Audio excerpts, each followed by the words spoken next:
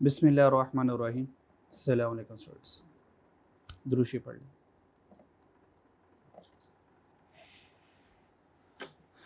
अच्छा जी, last chapter number 1 inventory valuation के हमने पास पेपर स्टार्ट किए थे। क्वेश्चन नंबर 1 में हमने ए और सी मैंने किया था और बी और डी आपके हिस्से में आया था।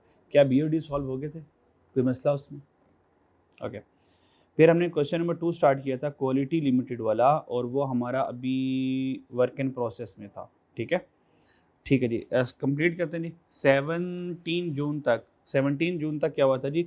50% डिफेक्टिव यूनिट बेच दिए थे। 50 यूनिट डिफेक्टिव यूनिट बेच दिए थे। ओके।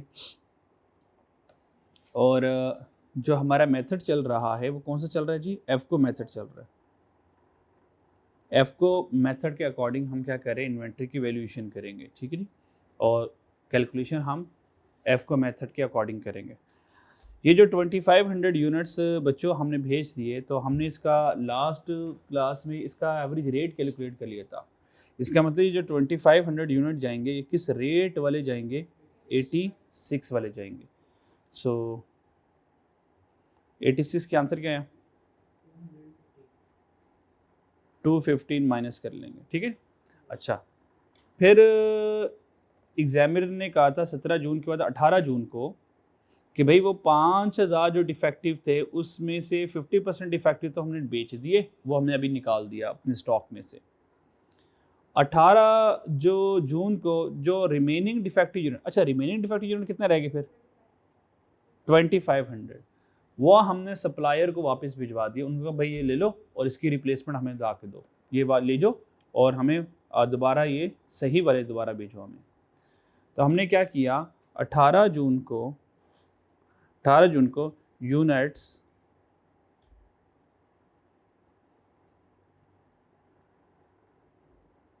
रिटर्न टू सप्लायर,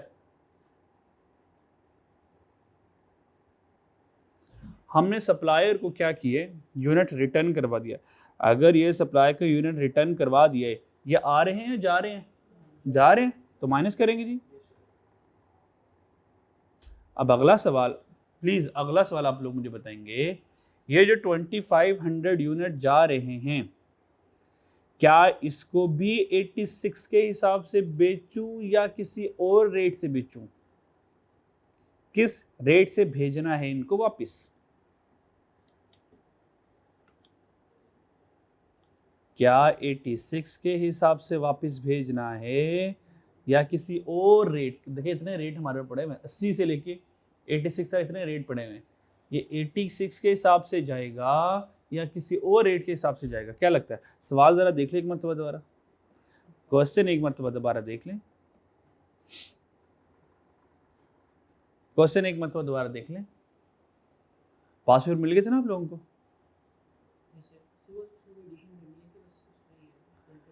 नहीं, उसको भी नहीं प्रिंट करवाना, अभी मैं उसमें लेटेस्ट अटेम्प्ट ऐड करके दूंगा आपको आज। बस ये तो ये वाले सवाल तक कवर हो जाए, वो आप अभी प्रिंट नहीं करवाना उसको। जी बच्चों,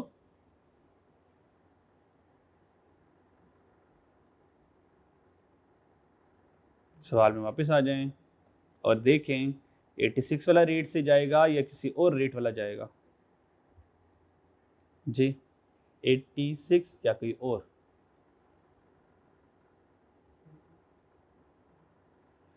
अच्छा अच्छा, चलो इसको छोड़े कि 86 से जाएगा किसी और से जाएगा। चलो मुझे ये बताओ, आपने चीज़ें खरीदी है ना, अब आप दुकानदार को चीज़ें बेचने जाएंगे। जब आपने चीज़ें खरीदी तब रेट कम था, और जब आप वापस करने जा रहे हैं तो रेट बढ़ चुका हुआ था। तो बताएं दुकानदार किस रेट से चीज़ें वापस लेगा? जिस रेट से खरीदी थी उसी रेट से या आज के रेट से? वापस करने जा रहे हो ना, वापस करने जा रहे हो। मतलब फॉर एग्जांपल हमने 100 रुपये की चीज़ खरीदी थी और हम खरीद के ले आए, 2 दिन बाद याद आया कि यार वापस करवाते हैं, तो 2 दिन बाद रेट बढ़ गया हुआ था। वो 100 वाली चीज़ 110 रुपये की हुई थी। अब जब दुकानदार को दोबारा चीज़ वापस करने जाओगे, तो जिस रेट पे खरीदी थी 100 रुपये की, उसी पे वो वापस लेगा या 110 पे वापस लेगा? तो भाई जिस पे खरीदी उसी वापस लेगा ना, वरना तो आप दुकानदार से कारोबार करना शुरू हो गया। 100 से लेके गया उस 120 10 की उसको वापस करो आप लेटेस्ट रेट पे, ऐसा थोड़ी होगा। जिस रेट पे खरीद के गए हैं उसी रेट पे वापस करेंगे। ओके। अब ये जो डिफेक्टिव यूनिट हम सप्लायर को वापस करेंगे तो सप्लायर कहेगा यार देखता हूँ तू लेके कब गया मेरे से, तो जिस रेट पे गया उसी रेट पे वापस लूंगा मैं, तो ये एवरेज रेट तो इसके ऊपर थोड़ी लगेगा। ये जा रहा है वो वाला नहीं है कि जो हमारे पास या तो ज़ाया होके जा रहा है या तो सेल होके जा रहा है तो प्रोडक्शन में जा रहा है, ये तो सप्लायर के पास वापस जा रहा है, और सप्लायर के पास वापस किस रेट से भेजेंगे, जिस रेट से उसे खरीदा होगा। चलो आओ देखते हैं अब बताएं कि ये जो डिफेक्टिव यूनिट थे ये हमने कब खरीदे थे, ये कौन से वाले थे। एक परचेज हमारे पास आ रही है 88.1 वाली और एक परचेज आ रही है 85 वाली। अब बताएं इनमें से कौन सा लूँ, 85 या 88.1, क्योंकि दोनों परचेजेज हैं जी। आसान है सोचना, कौन सा रेट लूं, 85 या 88.1। बच्चों सीधी सी बात है, इस 88.1 के बाद तो कोई डिफेक्टिव यूनिट थे ही नहीं। Defective unit return from production, जो डिफेक्टिव यूनिट्स हुए हैं वो इन परचेजेस में से हुए हैं, इन 85 वाले आगे डिफेक्टिव हुए हैं और इसी में से कुछ वापस कर दिए हैं और कुछ बेच दिए हैं, यानी कि 85 वाले। तो ये जो रेट यूज़ करेंगे ये यूज़ करेंगे 85 वाला, क्योंकि 88.1 परचेज में से कोई रिटर्न ही नहीं हुई है, वो तो डिफेक्टिव नहीं थे। तो डिफेक्टिव देखें 12 जून को डिफेक्टिव यूनिट का पता चला, defective unit return from production, production वाले ने कहा खराब यूनिट है, 12 को पता चला, और वो कौन से डिफेक्टिव हुआ, इससे पिछली परचेज कौन सी है, 85 वाली है। ठीक है जी, 85 से मल्टीप्लाई करें और आंसर आ जाएगा हमारा जी। क्या आंसर आता है जी, 212.5 माइनस कर देंगे, डन जी। यहाँ तो कोई मसला जी, ये 500 है ना, ये 500 है, इसको फर्दर राउंड ना करें, फिर 500 राउंड हो जाएगा ये पूरा। असल में ये 0.5 नहीं है, पूरा 500 है। अगर 4 होता तो वो 400 है, तो उसको राउंड नहीं करूँगा, इनको पॉइंट में लिखता रहूँगा मैं। हाँ ठीक है जी। 18 के बाद देखते हैं क्या हुआ यार, 19 हमारे पास आ गया जी। So on 19 June 5,000 unit were issued to production in replacement of the defective unit which were returned to store। कहता स्टोर वालों ने कितने यूनिट हमें वापस भिजवाए थे, 5,000 याद है आपको, वापस भिजवाए थे प्रोडक्शन वालों ने, और उनमें से 2500 हमने बेच दिए थे, 2500 सप्लायर को वापस कर दिए थे। अभी अगली कहानी में वो सप्लायर से 2500 आने हैं, वो आएंगे भी, अगली कहानी में आएंगे, क्योंकि हमने उसको वापस करने रिप्लेसमेंट के तौर पर दिए हुए उसको। तो 5,000 यूनिट है, ये हम क्या कर देंगे, इशू कर देंगे। ठीक है जी। जून 19 क्या चक्कर है आपके पास, रेट डिफरेंट हो गया, 86 और ये 85 वाला आ गया, तो रेट डिफरेंट हो गया और इशूड आ गया, तो मुझे क्या करना पड़ेगा, यहाँ से एवरेज करना पड़ेगा। तो ठीक है, आ जाए यहाँ पे एवरेज कर लेते हैं फिर। टोटल बताएं क्या आ रहा है,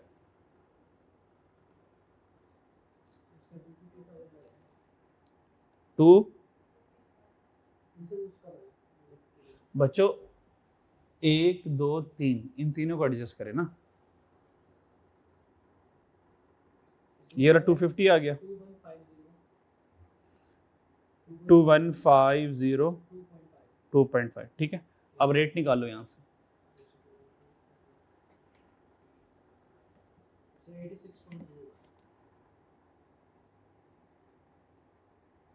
86.01 आ गया। ठीक है जी। अब हम कर देंगे यूनिट इशू टू प्रोडक्शन 19 जून को,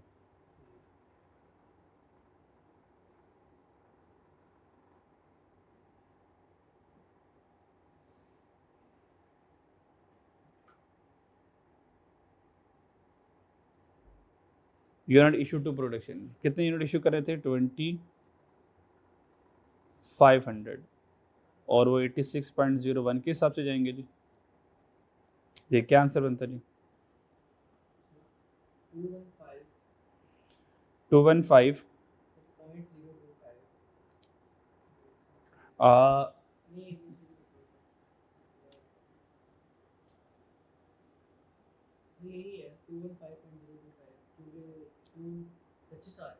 215 2500 मल्टीप्लाई बाई 86.01,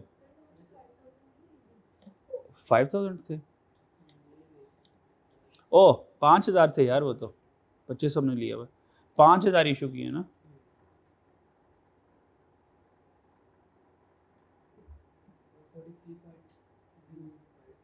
जी 43 पॉइंट है, 430.005, ठीक है जी। ओके 19 जून के बाद देखें क्या हुआ भाई। 19 जून के बाद वो जो हमने 2500 उसको दिए नहीं थे सप्लायर के वापस, तो supplier delivered 2500 unit in replacement of defective unit which had been return by QL. इसका मतलब सप्लायर ने 2500 यूनिट वापस कर दिए, भेज दिए, यानी कि एक तरह की परचेजेस की तरह आएगा ना, क्योंकि यूनिट आ रहे हैं। अब अगला सवाल, कोई रेट तो बताया नहीं किस रेट से आ रहे हैं, अंडरस्टूड रेट, जिस रेट से खरीदे थे उससे वापस किए, उसी से वापस आ गए 25 और 85 वाला।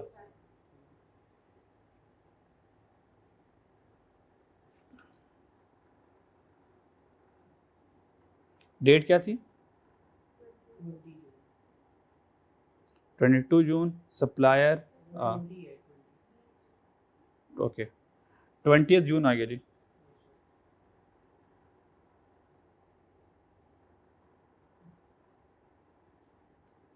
रिप्लेसमेंट बाय सप्लायर, वो जो सप्लायर को हमने रिप्लेसमेंट के लिए दिए थे वो हमारे पास वापस आ गए, 2500 आ गए, और 85 वाला आ गया, तो रेट डिफरेंट हो गया।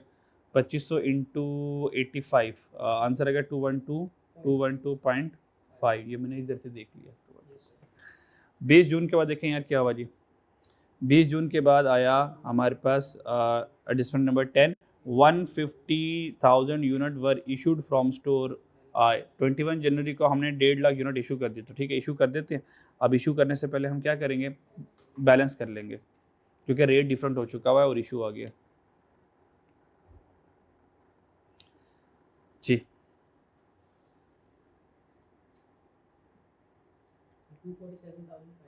ये कौन है यूनिट से? 247,500 ये आ गया, और कॉस्ट का टोटल अमाउंट का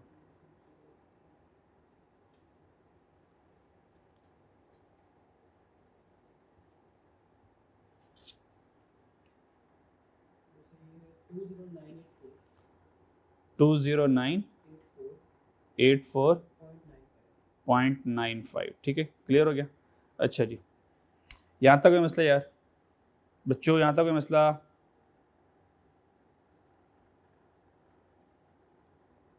ये प्लीज़ ज़रा कैलकुलेशन ज़रा सही करवा दीजिएगा, गड़बड़ होगी तो फिर सारा मसला हो जाएगा। ये ठीक है ना? तरह दो बच्चे कैलकुलेशन कर लिया करें, दो बच्चे कर लिया करें, तो इससे ये होता ज़रा मैच हो जाएगा, एक गलत तो दूसरा पिक कर लेगा फिर,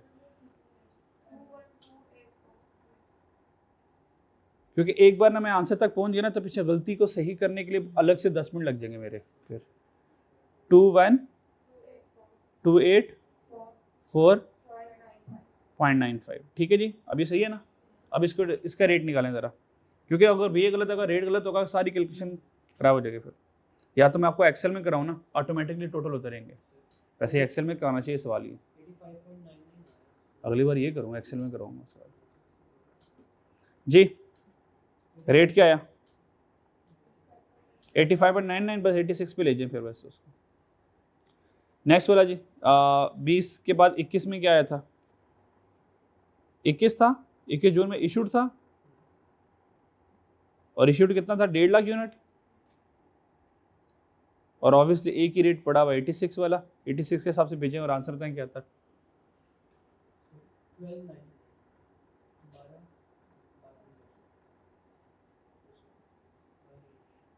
ठीक है जी। इसके बाद देखें हमारे साथ और क्या हुआ 21 जून के बाद, देखते हैं क्या हुआ। लास्ट में आ जाए ज़रा, पॉइंट नंबर 11, आखिरी पॉइंट है जी। कहता है during physical stock count, during physical stock count carried out on June 30 पे फिजिकल स्टॉक काउंट, फिजिकली चीज़ें गिनी हमने। It was noted that closing inventory of SRM included 500 obsolete units. तो पता चला फिजिकल स्टॉक काउंट में कि हमारे क्लोजिंग इन्वेंट्री में जो 500 हैं वो ख़राब पड़े हुए हैं। 500 क्या हुए हैं? ख़राब पड़े हुए हैं, ओके। और वो जो ख़राब पड़े हुए हैं, आपको जो ख़राब होंगे, ऑब्वियस बात है आप उनकी NRV लाजमी होती है। ख़राब और डैमेज की हमेशा NRV आएगी, हमेशा NRV आएगी। क्यों आएगी, क्यों आएगी? हाँ, क्योंकि पॉसिबल ही नहीं है कि वो नॉर्मल पे बिक पाएँ, तो उनकी तो एनआरवी आनी ही आनी है। तो जब भी ऑब्सोलीट आएगा, डैमेज आएगा, तो हमेशा उसकी एनआरवी सेपरेट आएगी। तो ठीक है, आपको तो जनरल एंट्री में देखेंगे, आपको तो जनरल एंट्री में देखेंगे। और 4000 वर फाउंड शॉर्ट, तो जब हमने फिजिकल चीज़ें गिनी तो पता चला 4000 चीज़ें कम हैं। अब बताएं, क्या मैं इन्वेंट्री लेजर कार्ड में 500 का कुछ करूं या ना करूं? पहले 500 का फैसला करते हैं, फिर 4000 का फैसला करते हैं। सोच के बताना है, क्या 500 को ऐड करूं, क्या 500 को माइनस करूं, या 500 को इग्नोर करूं? जी, क्या करना है 500 का? क्योंकि ये वो फैसले हैं जो आप लोगों ने एग्जाम में खुद बैठ के लेने हैं, इसलिए मैं यहाँ पे रुक जाता हूँ, मैं नहीं समझाता, ताकि आप लोग सोचें ज़रा। चलो एनआरवी अलग होगी, 500 स्टॉक तो है, यूनिट्स तो हैं, लेजर कार्ड में इसको इग्नोर कर देंगे। नहीं, 500 को हम इग्नोर करेंगे। क्यों? देखो, 500 ऑब्सलीट हैं, खराब हैं, पड़े हुए हैं। तो जब वो फिजिकली पड़े हुए हैं तो मैं किताबों से क्यों निकालूंगा उनको? किताबों में भी पड़े रहने दूंगा। बात समझ आ गई? वो किताबों में भी हैं, फिजिकली भी हैं, डू नथिंग 500 का। हाँ, वो जनरल एंट्री में करेंगे ना। इन्वेंट्री लेजर कार्ड में तो कॉस्ट की इंफॉर्मेशन आती है ना, स्टॉक की इंफॉर्मेशन आती है, क्या स्टॉक है या नहीं है। ये स्टॉक है हमारे पास, तो इन्वेंट्री में भी है, तो कुछ नहीं करूंगा। ये तो पड़ा हुआ है ना, ये तो पड़ा हुआ है ना हमारे पास, तो कुछ नहीं करना। अब बताएं, ये 4000 का क्या करना है? प्लस करूं, माइनस करूं, इग्नोर करूं? लेजर में से, लेजर कार्ड में से बताएं क्या करूं, स्टॉक में से क्या करूंगा? जी, 4000 का क्या करना है अब? जी, ये माइनस करेंगे, बहुत अच्छे। क्यों माइनस करेंगे? फिजिकली नहीं है पर किताबों में पड़े हुए हैं, तो किताबों, फिजिकली नहीं है ना, किताबों में है, तो किताबों में से भी निकाल दूंगा, ताकि किताबें और फिजिकली मैच कर जाएं। क्योंकि फिजिकली तो नहीं है, वर्ड फाउंड शॉर्ट है, पर किताबों में तो आ रहे हैं ऊपर से, तो माइनस कर देंगे। ठीक है, तो 500 का कुछ भी नहीं करना, और 4000 को हम ऑब्सलीट में 4000 को भेज देंगे। तो यूनिट फाउंड शॉर्ट,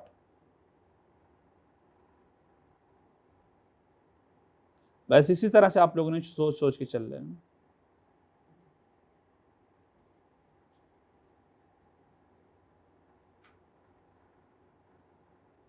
अच्छा, किस रेट वाले? एक ही रेट पड़ा हुआ 86 वाला, तो 86 के हिसाब से चले जाएंगे। आंसर कितना आया?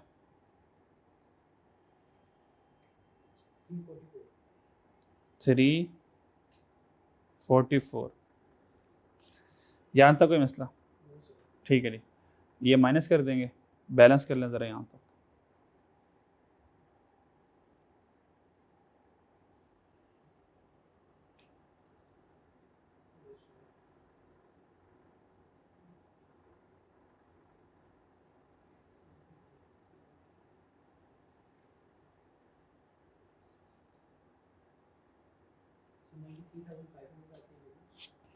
$93,500 आ गए यूनिट्स।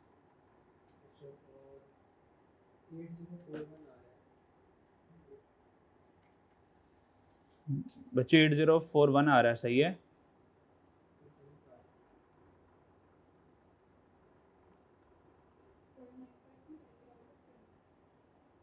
.95 कर लो, कर लो, कर लो, राउंड भी करना है कर लो, बस 8.41 भी कर लो, ठीक है, कोई टोटल इतना कोई खास फर्क नहीं पड़ने वाला। और रेट कितना था? 86 वाला। यहाँ तक कोई मसला? यहाँ तक कोई मसला बच्चों? ओके, यहाँ तक कंप्लीट हो गया जी, यहाँ तक सारा कंप्लीट हो गया, हमारा क्वेश्चन सॉल्व हो गया। अब वो जो ऑब्सोलीट वाला था ना, वो इन्वेंट्री लेजर कार्ड का हिस्सा नहीं बनेगा, तो ये हमारा यहाँ पे हो गया क्लोज, ये हमारा आ गया क्लोज। क्योंकि मैंने डबल एंट्रीज करनी है, डबल एंट्री मुझे एनआरवी का लॉस शो करवाना है, तो कॉस्ट तो ऑलरेडी यहाँ से कैलकुलेट कर लेंगे, और एनआरवी को यहाँ से हम क्या करेंगे, मेजर कर लेंगे। तो obsolete unit inventory ledger card में नहीं आ रहा है, इसको बस सेपरेटली यहाँ पे लिख रहा हूँ ताकि मैं इसकी डबल एंट्री जल्दी से बना लूँ। तो ऑब्सोलीट यूनिट्स आगे जी, ये आप बाद में भी कर सकते हैं, इधर भी कर सकते हैं, तो मैं इधर इसलिए कर रहा हूँ ताकि मुझे याद रहे कि इसको भी मुझे डील करना है।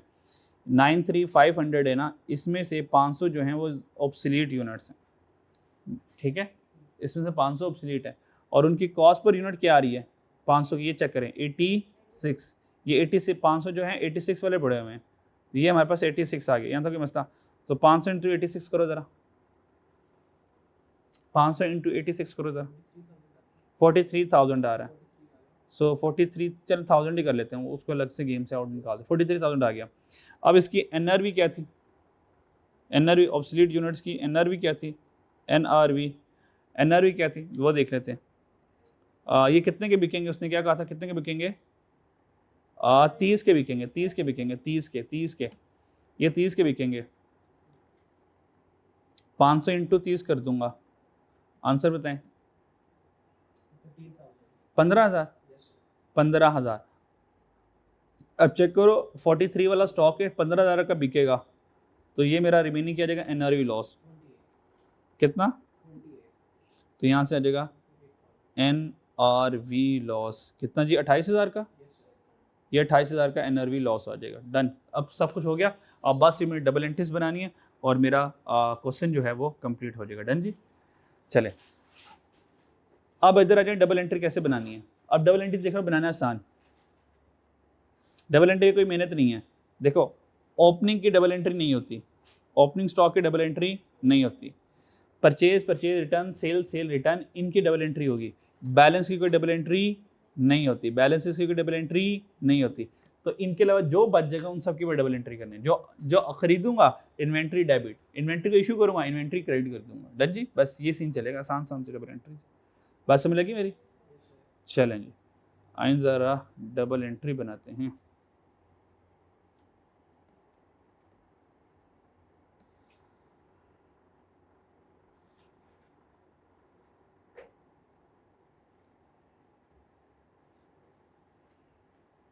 और इन्वेंट्री जो डबल एंट्री हम बनाएंगे वो हमेशा बैलेंस वाली अमाउंट से बनाएंगे, ठीक है। चलें जी, वन बाय वन स्टार्ट करते हैं जी। जर्नल एंट्रीज है,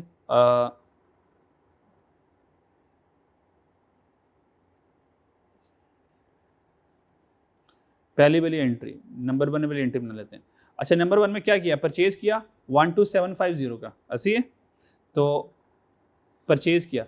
डिस्क्रिप्शन लिख लें, अच्छी बात है, ना भी लिखें तो खैर है, कोई मसले वाली बात नहीं है, लेकिन हम लिख लेंगे ताकि पता हो तो हम क्या कर रहे हैं, ठीक है। तो कॉस्ट ऑफ मटेरियल परचेज है जी,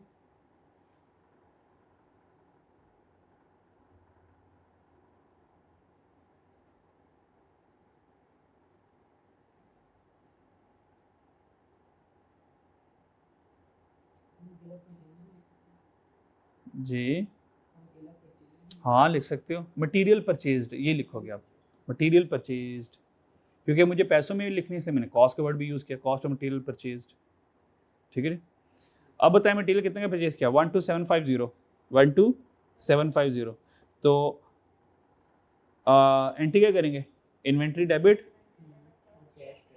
और कैश या पेएबल क्रेडिट कर देंगे, यहाँ तो क्या मसला। रॉ मटेरियल डेबिट कितने से 12750 अब यहाँ पे 000 प्रॉपर लगाऊंगा, और कैश या पेएबल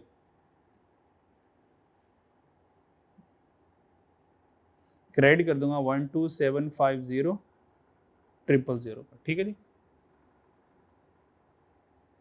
मुश्किल बात तो नहीं जी, क्या हुआ, डिस्क्रिप्शन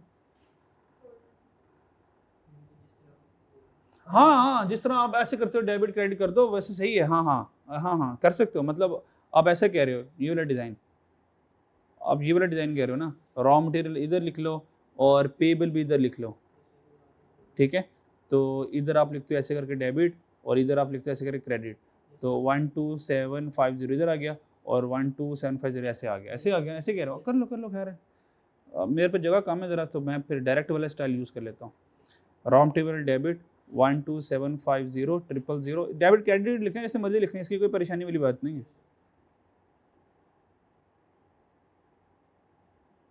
12750 000, प्रेजेंटेशन की कोई टेंशन नहीं है।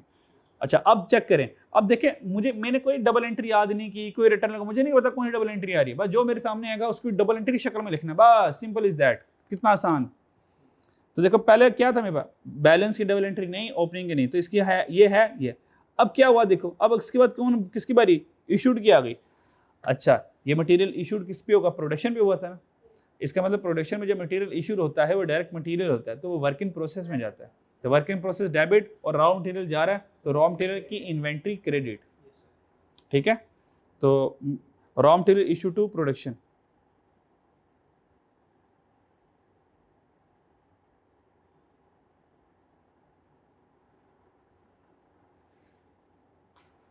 Raw material issue to production.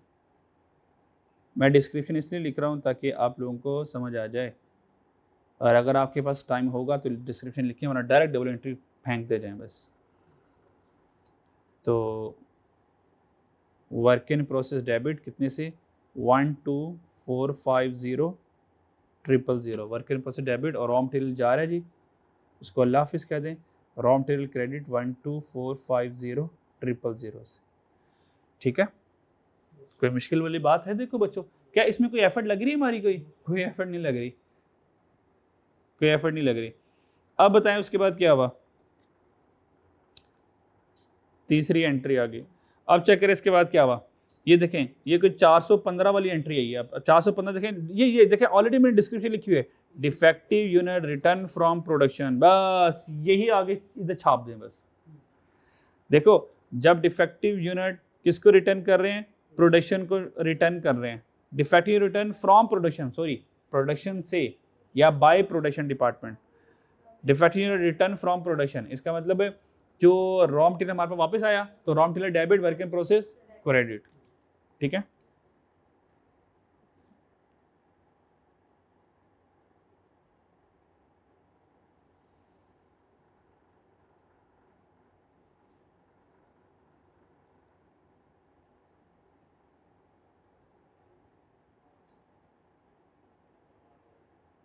Production की वर्क इन प्रोसेस लिख लूँ ताकि आप लोगों के लिए एंट्री सोचना आसान हो जाए कि वर्क इन प्रोसेस से वापस आ रहे हैं, तो वर्क इन प्रोसेस कम और रॉ मटेरियल ज़्यादा, तो रॉ मटेरियल डेबिट कर देंगे 415000 से, और वर्क इन प्रोसेस को क्रेडिट कर देंगे 415000 से।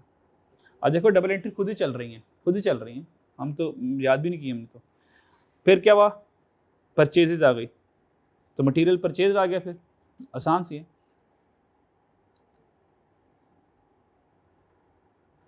रॉ मटेरियल परचेज्ड, तो रॉ मटेरियल परचेज की एंट्री क्या होती है,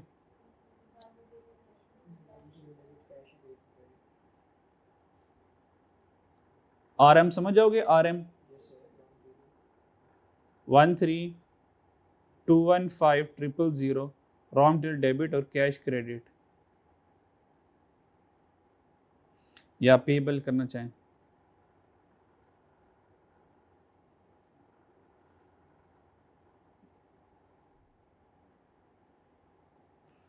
अच्छा जी।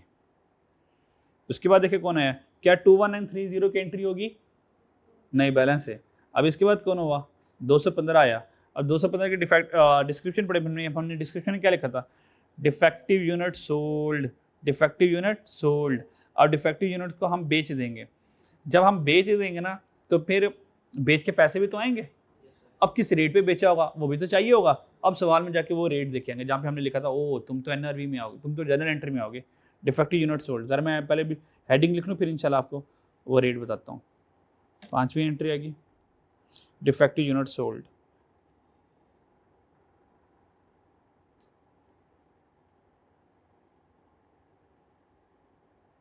सोल्ड। आए ज़रा देख के आते हैं वो डिफेक्टिव यूनिट कितने के बिके थे हमारे, ये देखें 20 रुपये के बिके थे, याद है आपको, ये 20 रुपये, और हमने लिखा था यहाँ पे कि तुम्हें जनरल एंट्री में देखेंगे हम जाके, ठीक है। क्योंकि जब मैं यूनिट बेचूंगा डबल एंट्री में कैश डेबिट तो होगा ना, क्योंकि कैश तो आएगा मेरे पास, हाँ कैश आएगा मेरे पास।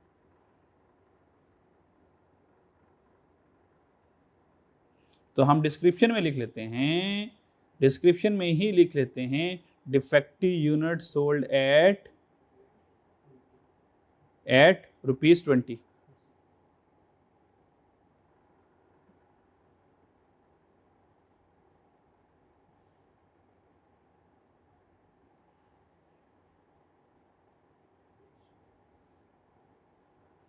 ठीक है जी।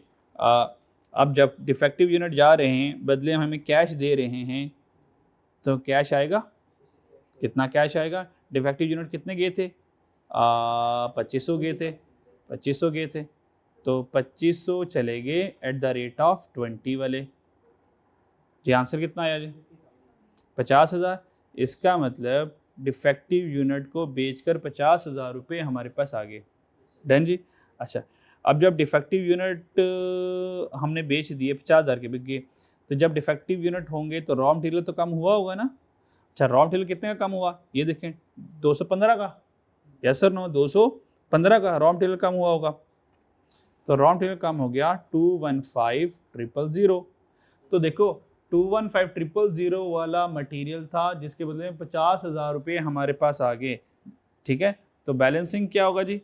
बैलेंसिंग क्या हो जाए? बैलेंसिंग क्या होगा जी? अब यहाँ पे रुक जाएं। अब बैलेंसिंग, यहाँ ये बैलेंसिंग आएगा, ये क्या आएगा जी? आपके पास बैलेंसिंग आएगा, ये बैलेंसिंग आपके पास अमाउंट आ रही है, बैलेंसिंग अमाउंट आ रही है। अब बैलेंसिंग अमाउंट के लिए तो मसला ये पड़ गया कि सर ये बैलेंसिंग में एक बैलेंसिंग किसको लिखें? ये नुकसान हुआ है ना, नुकसान हुआ है। अगर तो ये नॉर्मल नुकसान है तो एफ को लिखूंगा, और अगर ये नॉर्मल लॉस है तो प्रॉफिट एंड लॉस को लिखूंगा। ठीक है ना? यहाँ पे आप कुछ भी अज्यूम कर सकते हो। अगर आपको लगता है कि यार ये अब नॉर्मल है तो प्रॉफिट एंड लॉस लिख दूंगा, और अगर आपको लगता है कि नॉर्मल है कि इतने डिफेक्टिव यूनिट्स हो जाते हैं, ठीक है, तो नॉर्मली प्रोडक्शन प्रोसेस सा हो जाता है, तो फिर हम इसको एफ कर लेंगे। जो भी करोगे आप साथ एग्जामिनर को बता दोगे। ठीक है, तो बैलेंस है तो हम अज्यूम कर लेंगे कि ये हमारे पास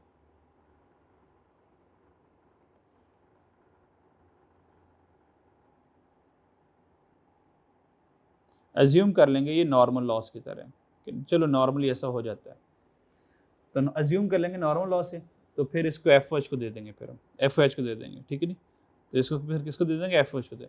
अगर अगर आपने अज्यूम करना नहीं है नॉर्मल लॉस है, तो फिर प्रॉफिट एंड लॉस को दे देंगे। ठीक है, दोनों दोनों सही होंगे, दोनों सही होंगे, गलत नहीं होंगे। तो कितना आ गया? 215 में से 50,000 माइनस करें, कितना बैलेंस बचा? 165,000। ये 165,000 हमारे पास आ गया बैलेंस, और हमने ये लिखूंगा आगे, ये देखिए, ये लिखूंगा, अज्यूम कर रहा हूँ कि ये नॉर्मल है, ये नॉर्मल लॉस। डन जी। इसके बाद 202 टू 12.5 वाली एंट्री हुई, और यूनिट रिटर्न टू सप्लायर, तो ये परचेज रिटर्न नहीं हो गया। ठीक है, ये परचेज रिटर्न नहीं हो गया, लेकिन यहाँ पे परचेज रिटर्न ये आम परचेज रिटर्न नहीं है, ये defective units return to supplier है। क्या ख्याल है जी? तो defective unit return to supplier,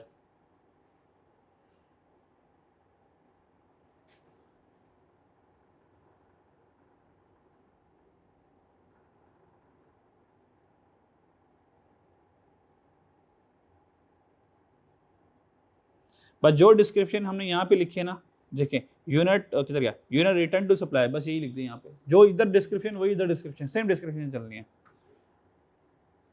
defective unit return to supplier, जब सप्लायर को यूनिट रिटर्न करेंगे तो एंट्री क्या करेंगे? रॉ मटेरियल जा रही है जी, रॉ मटेरियल जा रही है, क्या ख्याल है?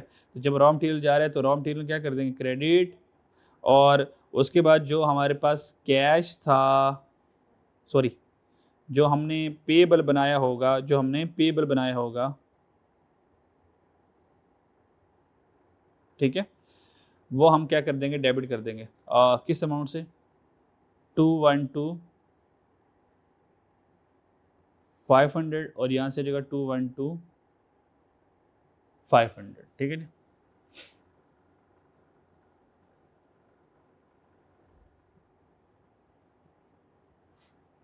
यहाँ पे मैंने कैश डेबिट क्यों नहीं किया बच्चों? कैश डेबिट क्यों नहीं किया? क्योंकि ये हमने डिफेक्टिव यूनिट वापस की, उसने हमें कैश कोई नहीं दिया, तो कैश डेबिट तो नहीं कर सकता ना। तो पेबल हमने कम कर दिया कि ठीक है यार, अब पेबल हमारा कम हो गया। चलिए नेक्स्ट देखते हैं जनाब। नेक्स्ट एंट्री कौन सी आ गई? ग्रीन वाली, ग्रीन बैलेंस है, इसकी तो एंट्री होनी नहीं है, और इस ग्रीन की एंट्री होनी नहीं है। अब नेक्स्ट कौन आ गया? यूनिट इशू टू प्रोडक्शन, तो ठीक है, यूनिट इशू टू प्रोडक्शन, अब इसकी एंट्री करूँगा, तो इसका मतलब है यूनिट इशू टू प्रोडक्शन है तो work in process debit, raw material credit. ये तो आसान है।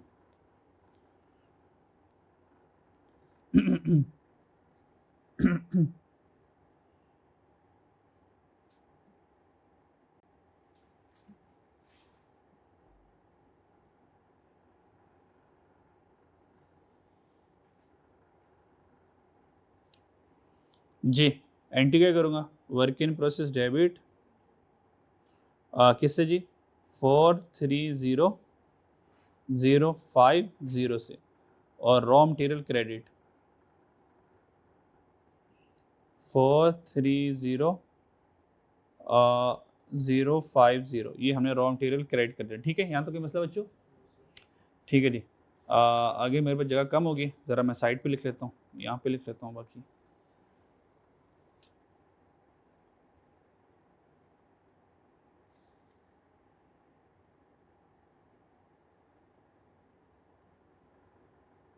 Entry number 7, double entry number 8 कर लेते हैं यहाँ पे,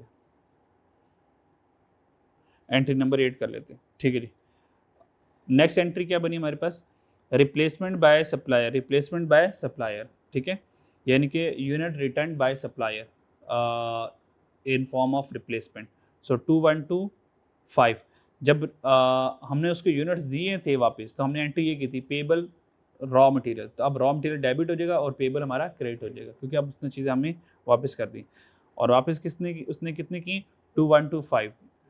ठीक है, और ये वाली है 212 में, यानी कि यही वाली एंट्री आगे रिवर्स हो रही है बस, यानी कि एंट्री नंबर 8 में कुछ भी नहीं हो रहा, एंट्री नंबर 8 में कुछ भी नहीं हो रहा, ये एंट्री नंबर जो 6 है यही पलट के आ रही है हमारे पास, यही पलट के आ रही है हमारे पास। ठीक है, ठीक है। यूनिट रिटर्न बाय सप्लायर,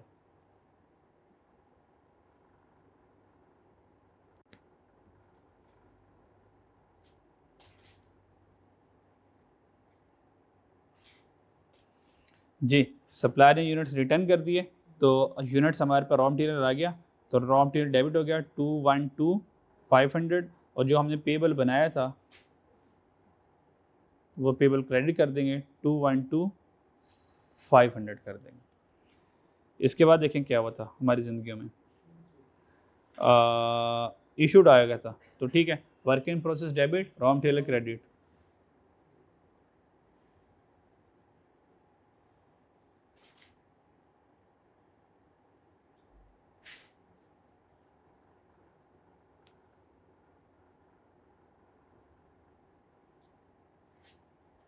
अगर वर्क इन प्रोसेस को इशू कर रहा हूँ तो वर्क इन प्रोसेस डेबिट कितने से जी, 12 मिलियन।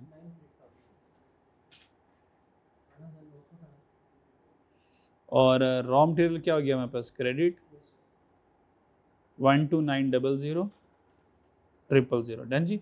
अच्छा जी, 9 हो गया। इसके बाद देखिए क्या हुआ हमारी ज़िंदगी में जी, unit found short, unit found short, तो जो यूनिट्स है वो हमारे पास कम निकले, इसका मतलब रॉ मटेरियल कम हो गया होगा, यूनिट फाउंड शॉर्ट में रॉ मटेरियल कम हो गया होगा, ऐसी है। किसकी, यूनिट फाउंड शॉर्ट में जो हमारे पास यूनिट फाउंड शॉर्ट वो कितने हो गए, 344 हुए, 344।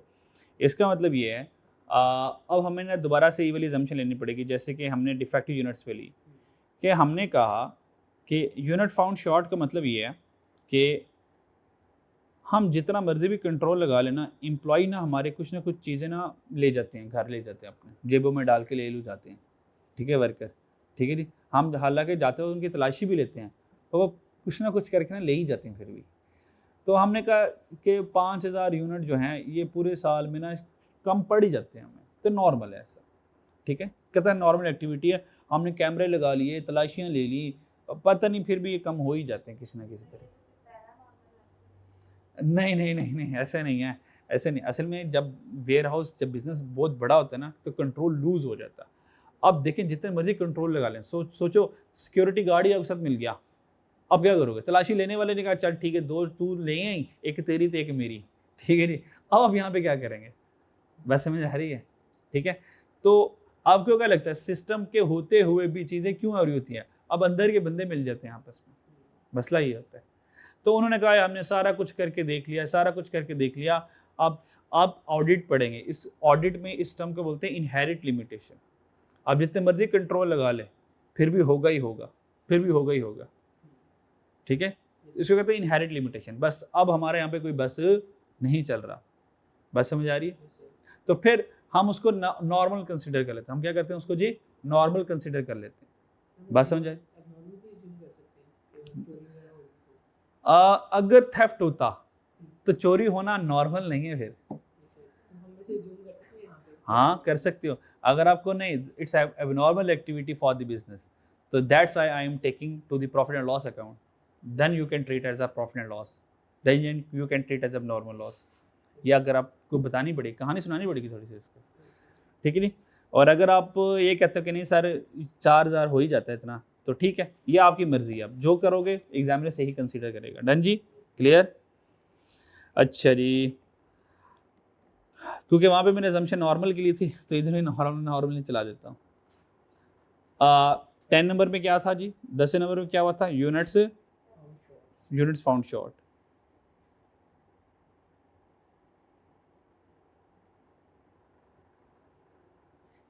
और आगे मैं असम्पशन लिख देता हूँ, अज्यूम्ड नॉर्मल, ऐसा हो जाता है। हम ये अज्यूम करूँगा मैं, अज्यूम नॉर्मल, उसको बता दूंगा हाँ यार नॉर्मल ऐसा हो जाता है। तो अगर नॉर्मल हो जाता है तो फिर डेबिट कौन होगा? FOH। FOH कितना था जी? और रॉ मटेरियल चला गया, सो 344,000 हमारे पास आ गया, ठीक है। 11 पे देखें क्या हुआ, एनआरवी लॉस आ गया।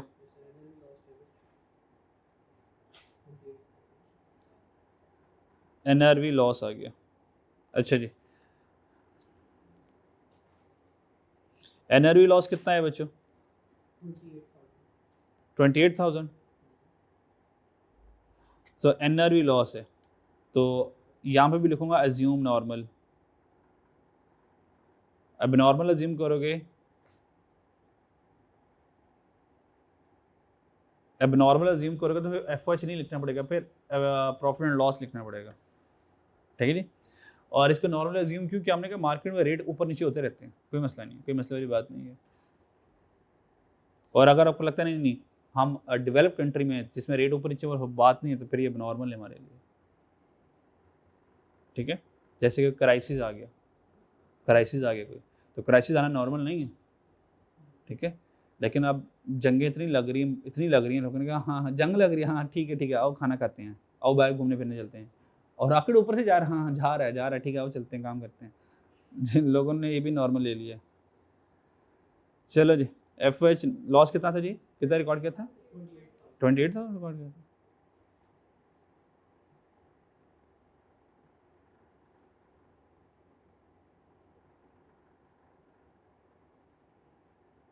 लो जी, सॉरी डबल एंट्री ख़त्म हो गई, और so here is our end of the question. ये क्वेश्चन का यहाँ पे एंड हो गया। कितना नंबर का क्वेश्चन था जी? 15। ये देखो 15 नंबर के लिए आपने कितनी कैलकुलेशन की हैं। ये 15 नंबर के लिए ऑल वर्किंग है, ये सारी वर्किंग, ये 15 नंबर का पूरा सवाल आप लोगों ने किया। वैसे सवाल आसान था ना, इन्वेंट्री लेजर कार्ड बनाना आसान था। अच्छा डबल एंट्री सबसे मज़े की थी, इसमें तो एफर्ट ही नहीं, एफर्टलेस थी ये तो, उधर से देख देख के चोरी कर करके लिखे जा रहे थे बस। और बहुत भी होता है शायद आप लोगों से यूनिट फाउंड शॉर्ट वाली गलती हो जाती है या एनआरवी की गलती हो जाती है, जो कि नहीं होनी चाहिए, मान लो तो हो जाती, तो ठीक है 15 में से 2 नंबर कट जाते, 13 नंबर फिर भी आपकी पॉकेट में थे, तो 13 नंबर ले लेना किसी सवाल में से बड़ी बात होती है। डन जी, चले आगे। चलो जी, क्वेश्चन नंबर 6, ये मैंने कहा था आप लोगों ने होमवर्क में करना है, ठीक है। आज ये आपका होमवर्क जिंदा हो गया क्योंकि हमने ऊपर वाला क्वेश्चन कंप्लीट कर लिया। अब इस क्वेश्चन में जो आएंगे ना, आप इस क्वेश्चन में तो चेक करें, वेटेड एवरेज मेथड ही है, लेकिन लेकिन लेकिन स्टैंडर्ड क्वालिटी बिजनेस जो है ये बाइंग एंड सेलिंग करता है इलेक्ट्रिक ओवन को, ट्रेडिंग बिजनेस है ये कौन सा बिजनेस है जी? ट्रेडिंग बिजनेस है, तो ट्रेडिंग बिजनेस का भी इन्वेंट्री होगी, ठीक है जी। रॉ ट्रेडिंग बिजनेस की भी इन्वेंट्री होगी, पर वो रॉ मटेरियल इन्वेंट्री नहीं होगी, वो फिनिश गुड होगी, तो आप वो फिनिश गुड डेबिट करोगे आप। सब बात समझ आ गई। परचेज तो परचेज है। अब इशूड का वर्ड यहाँ पे नहीं, वो सेल कर रहा होगा, तो यहाँ पे सेल और परचेज के वर्ड चल रहे होंगे। डन जी, संभाल लोगे अब, संभाल लोगे ना? ओके, नेक्स्ट क्वेश्चन नंबर 4 पे आ जाए। नेक्स्ट क्वेश्चन नंबर 4 पर आ जाए।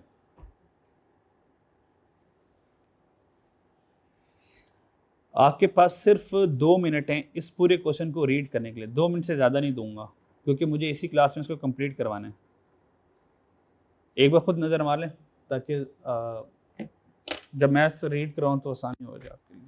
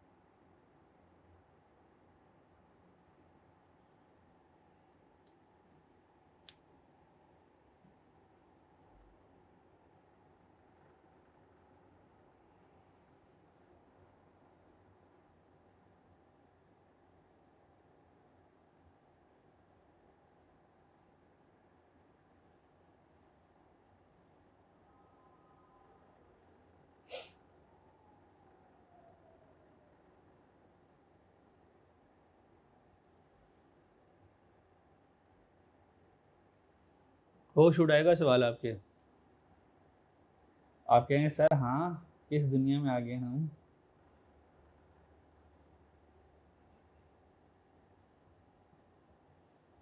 आप बागात में सीधा हमें जंगलों में ले आए हैं, यहाँ पे कुछ समझ नहीं आ रहा।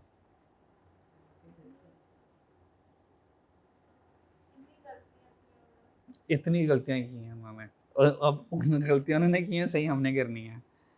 सवाल पढ़ लिया जी? ओके, अब मैं पढ़ाता हूँ। उम्मीद है कि आपको सवाल समझ नहीं आया होगा। नहीं आया समझ? ओके, अब देखो सवाल देखने में कितना मुश्किल लग रहा है, पता नहीं क्या करना है यार, ये गलतियाँ, दिमाग ख़राब हो जाएगा हमारा। अब हम इसको तसल्ली से क्रैक करेंगे, तसल्ली से पढ़ेंगे, पूरी कहानी को समझेंगे, फिर देखना ऑटोमेटिकली ये भी सॉल्व होना शुरू हो जाएगा, फिर आप लोग भी सॉल्व करोगे। ठीक है, बस ये मुझे समझाना है। ये क्वेश्चन है परपेचुअल का और पीरियोडिक का। परपेचुअल में भी गलती है और पीरियोडिक सिस्टम में, दोनों में गलती है। अब हमने दोनों सिस्टम को रेक्टिफाई करना है और स्टॉक को रिकनसाइल करके देना है। परपेचुअल की गलतियाँ परपेचुअल में सही कर लेंगे, पीरियोडिक की गलती को पीरियोडिक में सही कर लेंगे, और दोनों को स्टॉक को रिकनसाइल कर लेंगे। रिकनसाइल हो गया तो ठीक है, हमारा मसला हल हो गया। ठीक हो गया? ओके,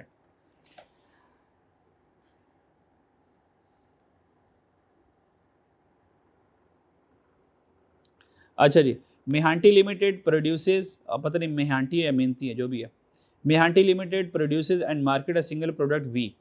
कहते हैं जो मेहांटी लिमिटेड है वो एक प्रोडक्ट बनाता V. Two chemical B and G are use in the ratio of 60:40। कहता है जो वी बनता है ना, ये 2 केमिकल से मिलके बनता है, और उन 2 केमिकल नाम है बी और जी, और उनकी रेशियो जो है वो 60:40 है जी। Producing 1 litre of B. तो जब मैं बी और जी को 60:40 रेशियो पर इस्तेमाल करता हूँ तो 1 लीटर वी बना पाता हूँ। सिर्फ कहानी समझनी है, बाकी क्वेश्चन देखें, कहानी अगर समझ लग जाए ना तो क्वेश्चन ऑटोमेटिकली हो जाता है। अगर आप कहानी समझे बगैर क्वेश्चन करेंगे ना तो आपको पता ही नहीं करना है क्या आपको। तो कहानी क्लियर होगी, मामलात क्लियर होंगे, फिर उसका आंसर आप लिख पाएंगे। ML follow perpetual system. ML क्या करता है जी? परपेचुअल सिस्टम को फॉलो करता है। एमएल कौन है? हम हैं। और हम कौन सा मेथड यूज़ करते हैं? वेटेड एवरेज मेथड हम यूज़ करते हैं, और हमने परपेचुअल सिस्टम में वेटेड एवरेज मेथड लगाया हुआ है इन्वेंट्री वैल्यूएशन के लिए। परचेज एंड इशू है B and G, B and G का परचेज और इशू आ गया। ठीक है, तो अब मैं क्या करता हूँ, नीचे कहानी बी और जी की है। अब कौन सी कहानी बी की है, कौन सी कहानी जी की है, इसमें हम क्या हो जाएंगे, कन्फ्यूज हो जाएंगे। तो मैं 2 कलर इस्तेमाल कर लेता हूँ। ठीक है नी, तो ग्रीन वाला कर लेते हैं हम। जहाँ जहाँ मैं ग्रीन को हाईलाइट करूँगा वो कहानी किसकी होगी? बी की। जहाँ जहाँ येलो को हाईलाइट करूँगा वो कहानी किसकी होगी? जी की, ताकि आपको बी और जी की कहानी नज़र आती रहे। ठीक है जी, ओके। ये हमारे पास बी के रिसीट्स आ गए और रेट आ गया, और ये हमारे पास मेन बॉर्डर लाइन आ गई जी। इससे लेफ्ट वाला इलाका बी का जी, राइट वाला इलाका जी का जी। ठीक है जी। चलें अब वन बाय वन देखते हैं। फर्दर इंफॉर्मेशन पढ़ने से पहले ज़रा रिक्वायरमेंट में नज़र ना मार लें कि वो चाहता क्या था, कि उस डायरेक्शन में ज़रा हम सोच लें। वो क्या चाहता है जी? Reconcile physical inventory balance with the balance as per किताबें कौन? Perpetual system. ठीक है, ये कर दो reconcile. Determine the cost of closing inventory of chemical B and G. Chemical B और जी की क्लोजिंग इन्वेंट्री भी बता दो, क्लोजिंग इन्वेंट्री की कॉस्ट भी बता दो। Also compute cost of contaminated material. और कंटेमिनेटेड मटेरियल कौन सा जी? Obsolete material, damage material. कहता कंटेमिनेटेड मटेरियल जो है, जो ख़राब मटेरियल है, उसकी भी क्या कर दो, हमें कॉस्ट बता दो। बात समझ आ रही है जी? क्लियर है? अच्छा, अब कॉस्ट ऑफ कंटेमिनेटेड मटेरियल जो है, ये हम लोगों ने उसको बता देना। चलें आ जाए ज़रा, अब कहानी पढ़ते हैं जी। अब क्या करते हैं, कहानी पढ़ते हैं। अच्छा क्योंकि मुझे क्या करनी है जी? रिकन्सिलेशन करनी है। अगर रिकन्सिलेशन करनी है तो मैं फॉर्मेट ये वाला बनाऊंगा रिकन्सिलेशन के लिए। जगह ही नहीं बच रही यार यहाँ पे तो।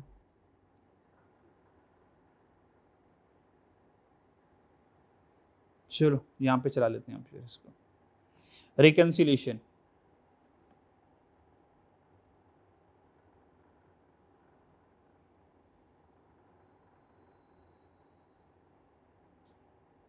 तो जब भी रिकन्सिलेशन आ जाएगी इन्वेंट्री की, तो आप ये वाला फॉर्मेट ऐसे बना लेंगे। रिकन्सिलेशन है जी, किन दो केमिकल की रिकन्सिलेशन करनी है जी? केमिकल बी की और केमिकल जी की। सो केमिकल बी इधर आ जाएगा और इस तरफ आ जाएगा केमिकल जी। ठीक है, इन दोनों की हम रिकन्सिलेशन यहाँ पे कर लेंगे।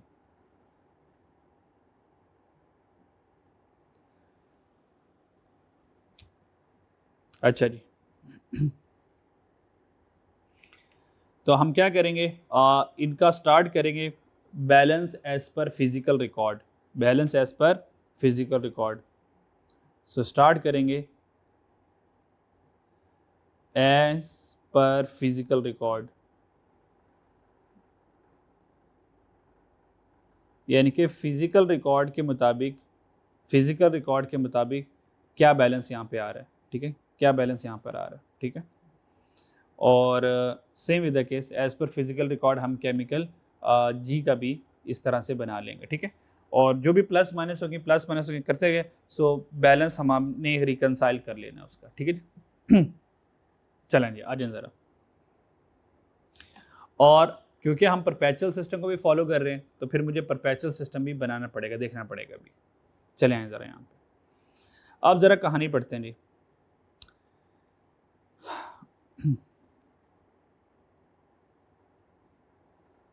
बी वाला ग्रीन था। ठीक है, ठीक है। Opening inventory of B and G 1000 litre at the rate of 50। तो ये 1000 litre at the rate of 50, ये कौन आ गया? पर लीटर बी आ गया। और जी का ओपनिंग कितना आ गया? 500 at the rate of 115 litre आ गया। ये उसने हमें ओपनिंग बता दिया। और चेक करें, ये उसने ओपनिंग हमें परपेचुअल का बताया। ठीक है, ये हमारे पास ओपनिंग आ गया परपेचुअल का। ठीक है, आगे चलते हैं। सेकेंड वाली इंफॉर्मेशन में कह रहा है the physical inventory of B and G की फिजिकल इन्वेंट्री की बात कर रहे हैं। The physical inventory of B and G 513 litre है, और जी की कितनी है? 140 लीटर रिस्पेक्टिवली। तो ये मैं यहाँ पे लिख दूंगा 535, यहाँ पे 535, और ये यहाँ पे लिख दूंगा। अभी लिख दूंगा, अभी फिलहाल मैं बता रहा हूँ कि यहाँ पे लिख दूंगा। यहाँ से कहानी स्टार्ट होगी फिजिकल की, और ऊपर से कहानी स्टार्ट होगी परपेचुअल की। डन जी, आगे चलते हैं। अब हुआ क्या? The stock check was conducted on 1 June and 31 May for B and G. B का स्टॉक कब लिया गया? बी का स्टॉक कब लिया गया?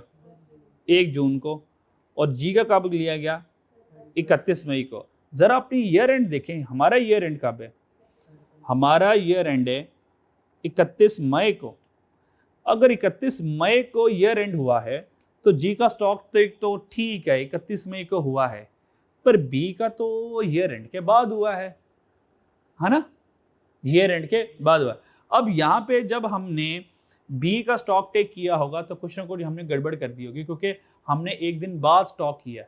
तो जब 1 जून को मैंने स्टॉक गिना होगा तो उसके अंदर जून वाला भी तो गिन लिया होगा, हालांकि वो नहीं गिनना चाहिए था मुझे, क्योंकि मुझे तो ईयर एंड 31 मई तक ब्रेक लगानी है। तो जब बी को मैंने 1 जून को गिना होगा तो 1 जून को सुबह को भी तो माल आया होगा, गया होगा। बात समझ आ रही है?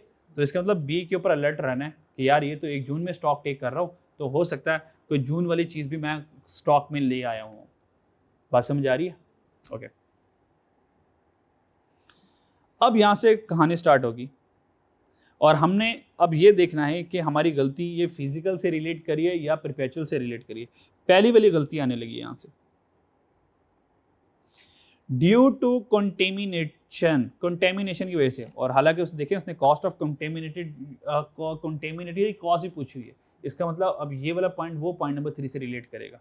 तो हम यहाँ से लिखेंगे कंटेमिनेटेड लिख देते हैं ताकि हमें भूल ना जाए कि भाई कंटेमिनेटेड कॉस्ट भी कैलकुलेट करनी है।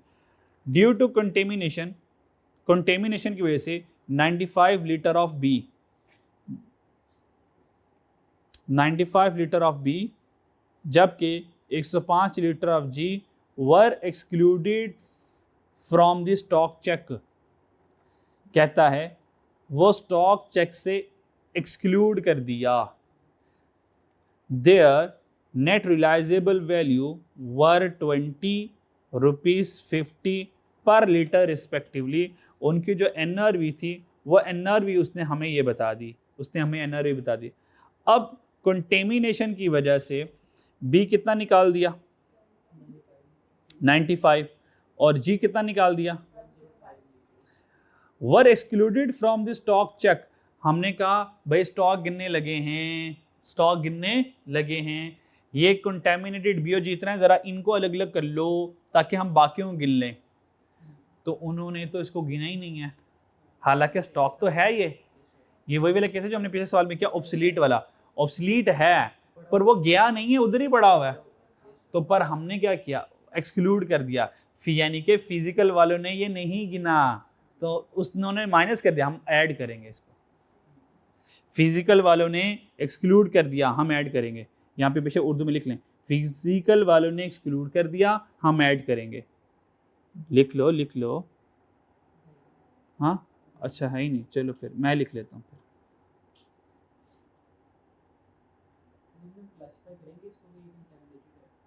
हाँ वो लिखा हुआ ड्यू टू कंटेमिनेशन। फिजिकल वालों ने एक्सक्लूड का वर्ड लेंथी है, माइनस कर दिया,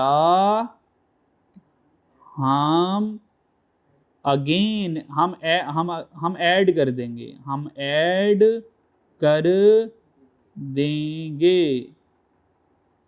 क्योंकि वो स्टॉक तो है। फिजिकल वाले ने माइनस कर दिया, हम ऐड कर देंगे क्योंकि स्टॉक तो है।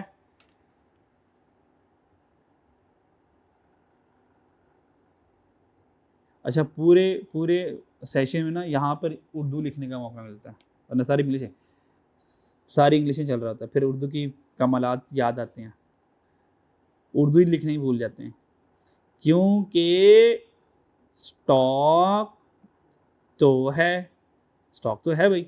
चलो जी आए ज़रा कर देते फिर इसको यहाँ पे। तो कंटेमिनेटेड स्टॉक डिडंट काउंट।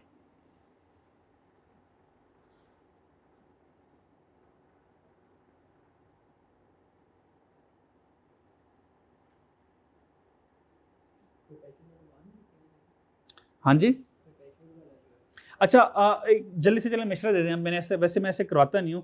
पहले सारी एडजस्टमेंट पढ़ लें, फिर लिखना शुरू कर दें, या साथ साथ पढ़ते रहें, साथ साथ लिख लें। जी जल्दी जल्दी जल्दी जल्दी मशवरा देते हैं, साथ साथ ही कर लेते हैं जो हो रहा है, ठीक है। कंटेमिनेटेड स्टॉक डिडंट काउंट, भाई वो कंटेमिनेटेड स्टॉक गिना ही नहीं है।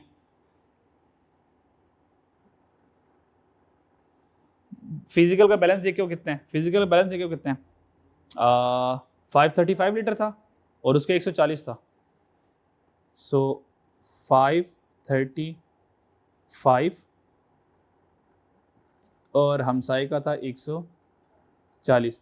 कंटेमिनेट स्टॉक डिडंट काउंट, ठीक है। बी का कितना काउंट नहीं किया था हमने, बी का कितना काउंट नहीं किया, 95 और जी का 105, तो ऐड करेंगे, ऐड कर देंगे 95 और इधर ऐड कर देंगे कितना जी, 105। यहाँ तो कोई मसला जी, ये हो गया, ठीक है जी।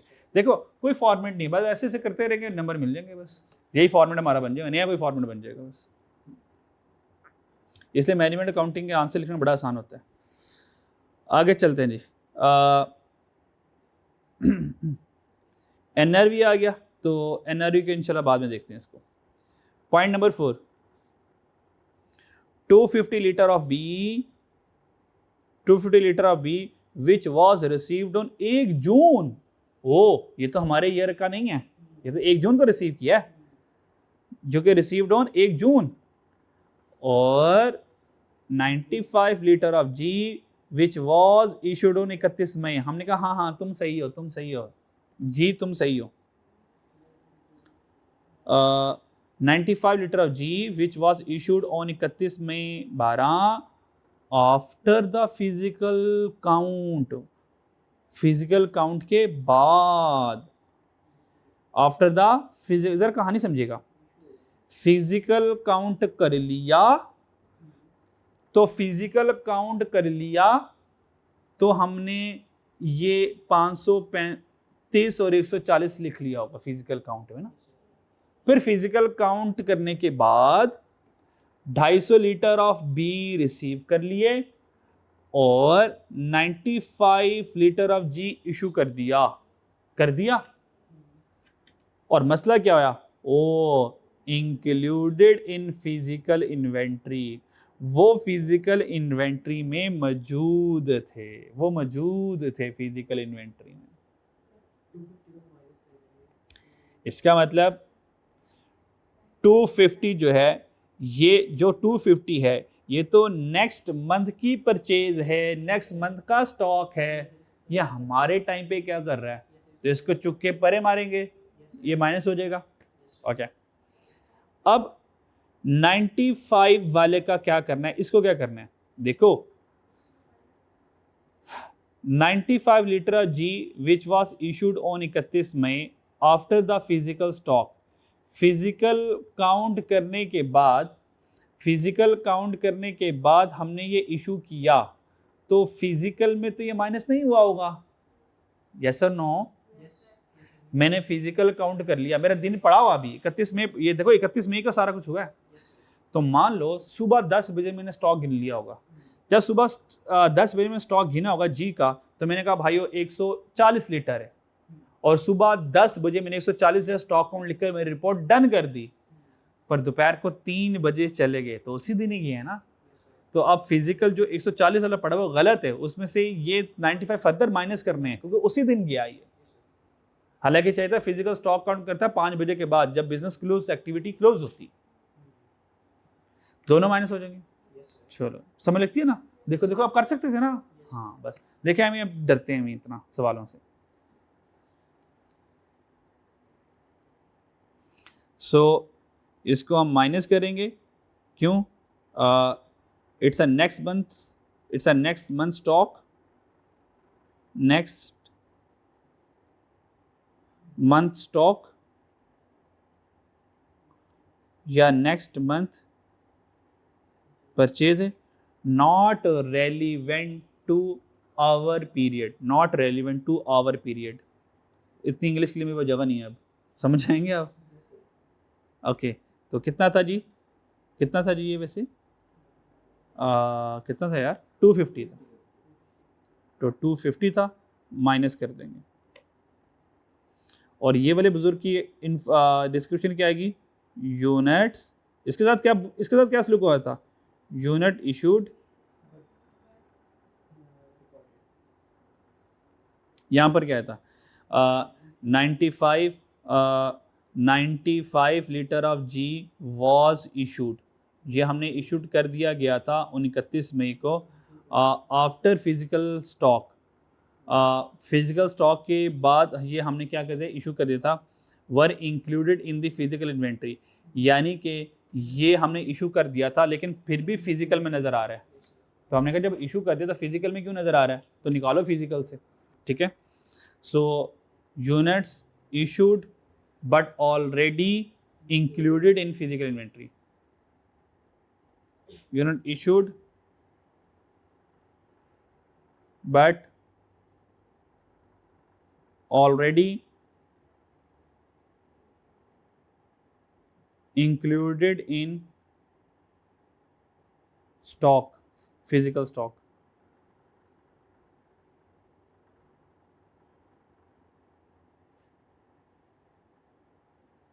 यूनिट हमने इशूड कर दिए थे लेकिन फिर भी फिजिकल स्टॉक में नज़र आ रहे हैं, तो हमने कहा यार तुम्हें तो चले जाना चाहिए था, तुम अभी तक गए ही नहीं है।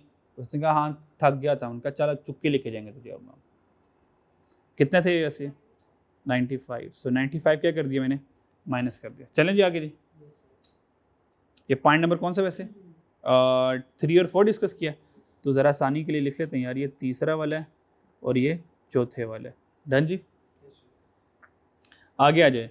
पॉइंट नंबर 5 पढ़ते हैं। पॉइंट नंबर 5, इसका मतलब पॉइंट नंबर 3 का ताल्लुक भी फिजिकल एरर के साथ था, पॉइंट नंबर 4 का ताल्लुक भी फिजिकल एरर के साथ था। डन जी, पॉइंट नंबर 5 पढ़ते हैं जी। पॉइंट नंबर 5 ध्यान से देखिएगा ज़रा। पॉइंट नंबर 5 में कह रहा है 150 लीटर ऑफ केमिकल बी, जी केमिकल बी कितना जी 150 litre of chemical B were held by ML, were held by ML on behalf of customer. इसका मतलब 150 जो लीटर है वो तो कस्टमर का है और एमएल ने अपने पास रखा हुआ, एमएल का तो नहीं है। अच्छा, ये फिजिकल वालों को नहीं पता था, उन्होंने देखा स्टॉक पड़ा हुआ, उन्होंने गिन लिया, हालांकि वो हमारा है ही नहीं, वो कस्टमर का पड़ा हुआ, वो कभी भी ले जाएगा, तो माइनस करना चाहिए।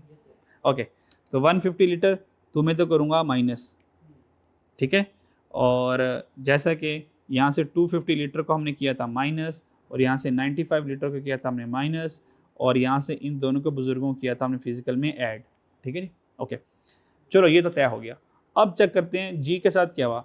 Where as 100 litre of chemical G were held by one of the supplier on ML behalf. इसका मतलब ये है 100 तो हमारा स्टॉक है जो कि हमारे सप्लायर के पास पड़ा हुआ है, हालांकि वो हमारे गोडाउन में तो नज़र नहीं आ रहा, तो वो गिना भी नहीं होगा। तो क्या उसको गिनना चाहिए? हाँ हाँ हाँ, गिनना चाहिए। तो इसको ऐड होना है, बी को माइनस होना। Done ji,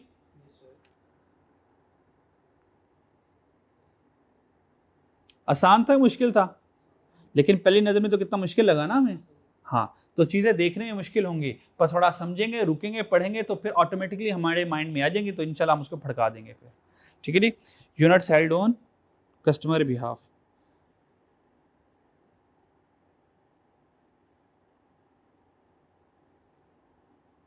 units held on behalf of customer.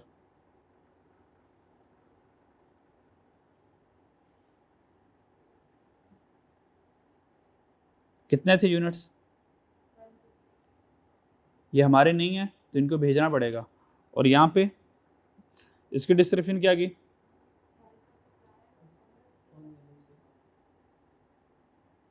Units held by supplier on ML's behalf. कितने थे जी? 100 थे, तो 100 को ऐड कर लूँगा। डन जी, क्लियर। अब देखते हैं अगर उसके अलावा और कोई फिजिकल हुई तो लिखते रहेंगे, वरना फिर हम आगे चलेंगे। आगे आ जाए। पॉइंट नंबर 5 की भी फिजिकल एरर था यहाँ पे। नेक्स्ट देखते हैं जी। 100 litre of B, 100 litre of B and 200 litre of G were return from production process.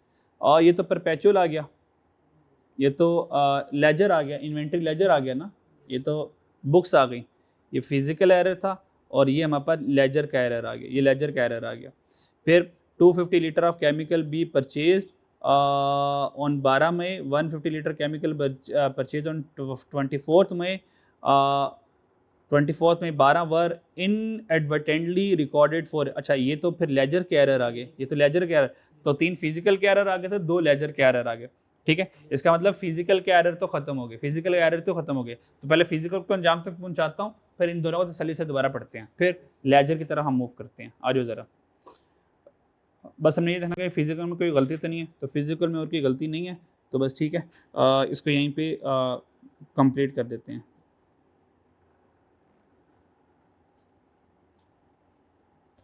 चलिए,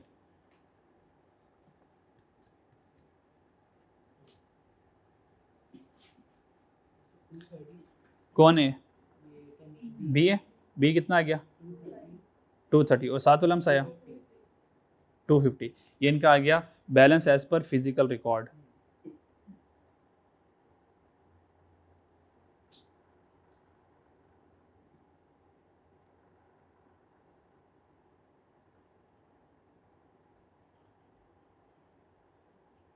balance as per physical record 230 आ गया और 250 आ गया।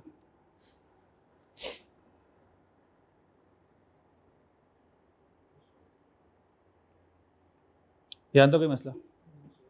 Okay.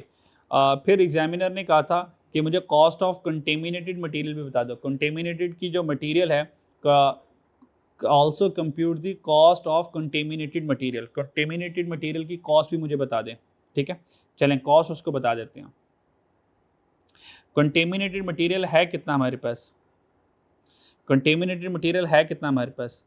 Due to contamination 95 litre of B, 95 litre of B and 10 litre of G were exclude. अच्छा, और उनकी NRV कितनी है? एक की 20 है और एक की 50 है।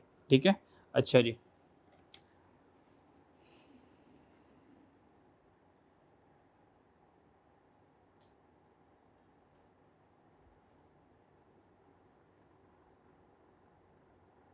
चलें कंटेमिनेशन कैलकुलेट करते हैं। पहले देखते हैं कि लेजर में इनकी कॉस्ट क्या आ रही है। ठीक है, एनआरवी तो हमें पता चल गई कि 20 है और 50 है। अब देखते हैं कि इन्वेंट्री लेजर कार्ड में इनका रेट क्या आ रहा होगा। तो रेट तो हमारे पास अभी इनका नहीं है ना, कंटेमिनेशन का नहीं है, तो वो तो इन्वेंट्री लेजर कार्ड से पता चलेगा वो किस कॉस्ट वाले वो आ रहे हैं। तो उन कॉस्ट को इस एनआरवी से कंपेयर करेंगे और फिर हम क्या करेंगे, कंटेमिनेशन की कॉस्ट फाइंड करने के काबिल होंगे। ठीक है, तो कॉस्ट ऑफ कंटेमिनेटेड यूनिट्स को होल्ड पे रखना पड़ेगा क्योंकि उसकी इन्फॉर्मेशन इन्वेंट्री लेजर कार्ड से मिलेगी। ठीक है, तो फर्स्ट नंबर पे हमने ये किया, सेकंड नंबर पर इन्वेंट्री लेजर कार्ड बनाएंगे और थर्ड नंबर पर मैं दोबारा आऊँगा, तीसरे नंबर पर मैं दोबारा यहाँ पर वापस आऊँगा और cost of contaminated units calculate करूँगा। कॉस्ट ऑफ कंटेमिनेटेड यूनिट्स वो कैलकुलेट करूँगा। ठीक है जी, इसके लिए जगह छोड़ देते हैं अभी हम। और सेकंड नंबर पे हम कैलकुलेशन करेंगे inventory ledger card. Inventory ledger card यहाँ पे बना लेता हूँ, यहाँ पर हमारे पास आ जाएगा इन्वेंट्री लेजर कार्ड। ठीक है जी,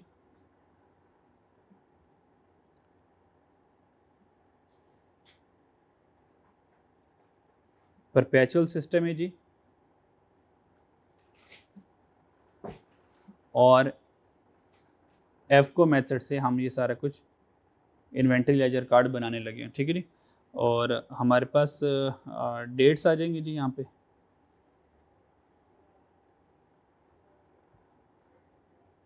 डेट्स आ जाएगी, डिस्क्रिप्शन आ जाएगी, क्वांटिटी, रेट और अमाउंट आ जाएगी हमारे पास। क्लियर है? चलें जी, आए ज़रा परपेचुअल में आए। परपेचुअल में हमारे पास ओपनिंग परपेचुअल कितना बढ़ा हुआ था? 1000 litre at the rate of 50, 1000 litre at the rate of 50। Okay, और बी, ये हमारे पास बी था, और जी का कितना था? 500 litre at the rate of 15। अब सवाल ये है अब सवाल ये कि मुझे जो परपेचुअल अकाउंट बनाना है, क्या बी और जी दोनों के लिए बनाना है या एक का बनाना है? ठीक है, अब पढ़ते हैं ज़रा। पॉइंट नंबर 6, ये लेजर का पॉइंट था। 100 litre of B, 100 litre of B and 200 litre of G were return from production process. ये प्रोडक्शन प्रोसेस से रिटर्न हुआ ऑन 31 मई और 1 जून 2012। 31 मई को देखते हैं ज़रा, 31 मई को ज़रा देखें तो 31 मई को, 31 मई ये हमारे पास डेट आ गई, 31 मई हमारे पास यहाँ पर आ गया। अब 31 मई को ये रिसीट और इशूड है बी की और ये जी की आ गई। अब चेक करें 31 मई को जो इशू हुआ वो 500 लीटर हुआ है। अब यहाँ पर आए पॉइंट नंबर 6 में, कहता है 100 litre of B were return from production process on 31 May. इसका मतलब 31 मई को 100 यूनिट्स की रिटर्न हुई है हमारे पास। ठीक है, ओके। आगे देखते हैं जी। 250 litre of chemical B purchase on 12 मई। 12 मई किधर है जी? ये 12 मई है। 12 मई को हमने कितनी परचेज की है जी? 240 litre of chemical B purchase on 12 May and 150 of chemical G purchase on 24 May. Okay, 24 May वाली कहानी भी आ गई हमारे पास।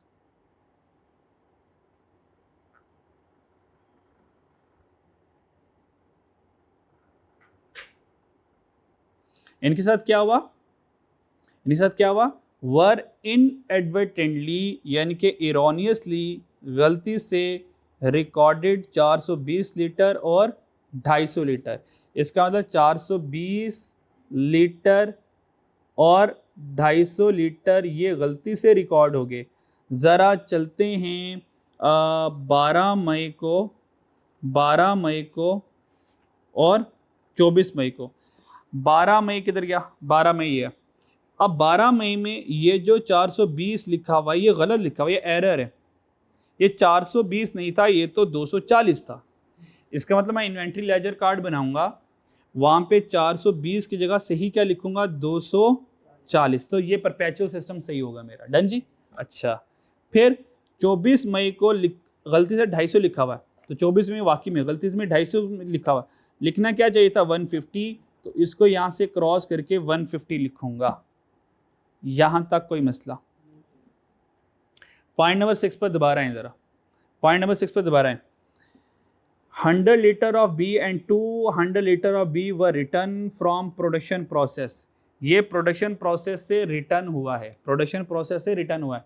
इसका मतलब ये क्या? ये यूनिट्स दोबारा हमारे पास आगे होंगे, ये दोबारा हमारे पास आगे होंगे।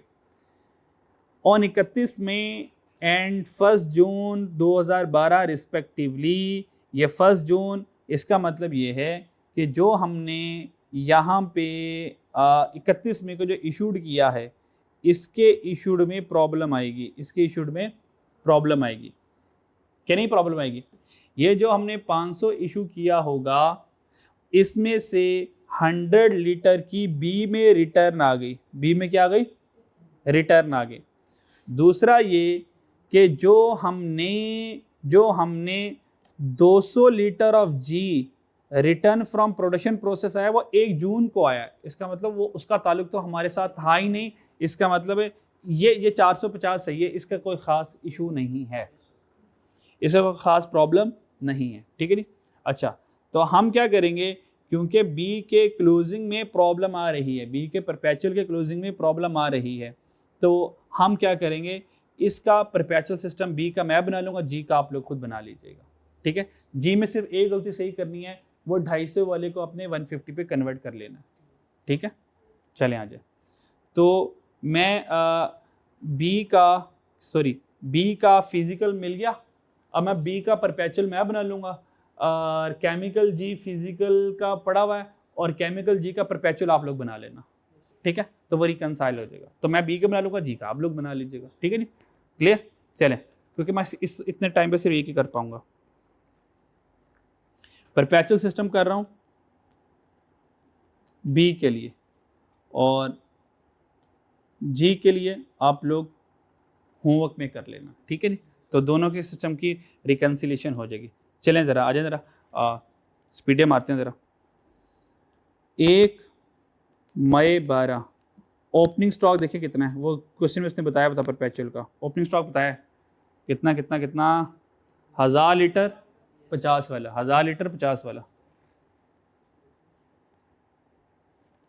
तो 1000 लीटर है 50 वाला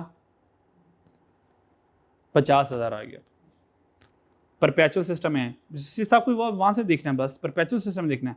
इसके बाद देखिए क्या हुआ, 560 का इशू हुआ और 300 का इशू हुआ। डन जी, और तो कुछ नहीं हुआ ना, बस यहाँ से देखना है, क्योंकि ये दो गलतियाँ हैं, एक इसकी और एक इसकी, इनको दोनों को बस सही करना है, वरना इसलिए मैं दोबारा बना रहा हूँ, तो ऑटोमेटिकली रिकनसाइल हो जाएगा। क्योंकि देखें क्यों, यहाँ पे देखें कितना क्लोजिंग आ रहा है, ये इशूड है ना हमारे पास, इशूड 500 है, ठीक है, और यहाँ से क्लोजिंग निकाला ना, क्लोजिंग क्या निकलता है, फिजिकल के अकॉर्डिंग क्लोजिंग क्या निकलता है 230, हमारा भी 230 निकलना चाहिए, ठीक है जी। अब 230 तक की मेहनत कर रहे हैं हम जी। 5 मई को इशूड हुआ जी, कितना लिख लिया करो, देख लिया करो, 560 और 300 याद रखना, 560 और 300, 5 और 9, 560 और 300,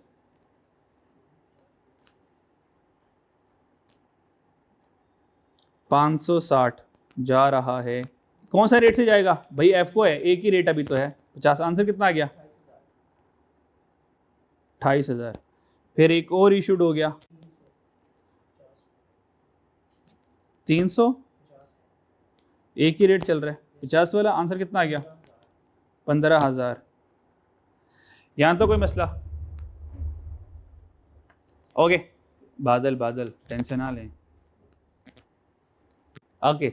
इसके बाद क्या हुआ, गलती सही करेंगे, 12 मई को 240 परचेज करेंगे, किसके हिसाब से, 52 के हिसाब से, 240 इंटू 52,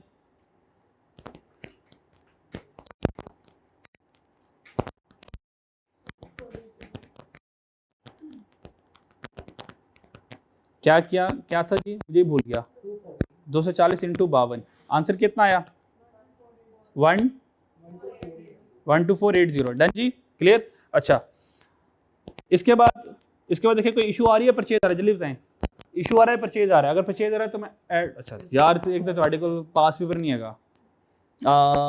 250 का इशूड आ गया, ओहो इशूड आ गया तो एवरेज करना पड़ेगा यार, आओ जरा एवरेज कर लो जल्दी जल्दी से,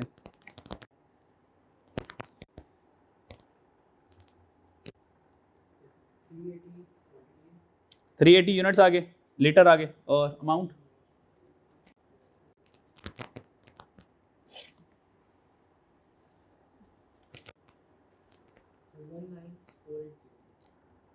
19480, रेट निकाल लें 51.26। डन जी, कोई मसला जी, ओके। इसके बाद इशूड आ गया था, इशूड इशूड इशूड कितना आया था, 250 का इशू आया, 250 का इशू आया, और हमारे पास 18 मई को 250 का इशू हो गया, चलो जी 18 मई को 250 का इशू आ गया।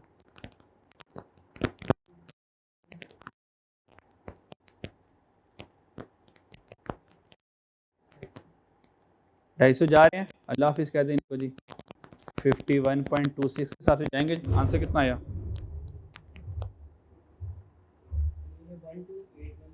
128, आगे 16 कर लें, बुजुर्ग कह रहे हैं। डन जी, यहाँ तो कोई मसला है, ओके। इसके बाद देखेंगे ज़िंदगी में क्या हुआ, हमारी ज़िंदगी में क्या हुआ, 500 की परचेज आ गई, 500 की परचेज 55 के हिसाब से, 500 की परचेज 55 के हिसाब से। डन जी, ओके।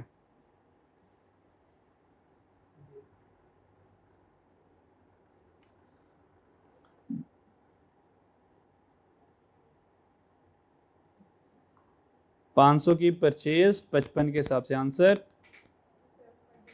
27500। यहाँ तो कोई मसला, और इसके बाद लास्ट मैंने देख लिया था, इशूड आ गया था, तो मुझे बैलेंस करना पड़ेगा यहाँ पे जी। क्वांटिटी 630 आ गई जी,